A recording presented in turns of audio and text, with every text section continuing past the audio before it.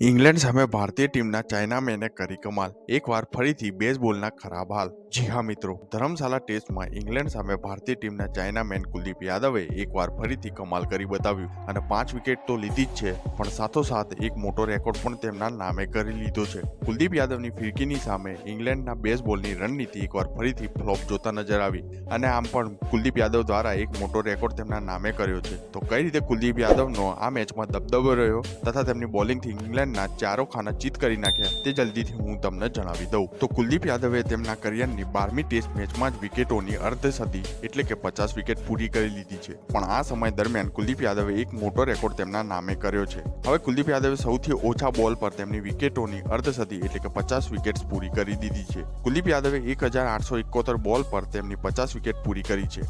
ઇંગ્લેન્ડની પહેલી ઇનિંગમાં કુલદીપ યાદવે ધર્મશાલા ટેસ્ટ મેચમાં 5 વિકેટો પણ લીધી. તેમના કરિયરમાં આ ચોથી વાર થયું જ્યારે કુલદીપ યાદવે ટેસ્ટ ક્રિકેટમાં ઇનિંગમાં 4 વિકેટ લીધી હતી અને આ તો તેમની માત્ર 12મી ટેસ્ટ મેચમાં જ કરી બતાવ્યું. આ દરમિયાન બોલિંગ કરતા કુલદીપ યાદવે ઓલી પોપની વિરુદ્ધ એક જબરજસ્ત શાનદાર બોલ પણ નાખ્યો હતો. ભારતીય ટીમના વિકેટકીપર ધ્રુવ જુરેલ સાથે મળીને આ વિકેટ લીધી હતી.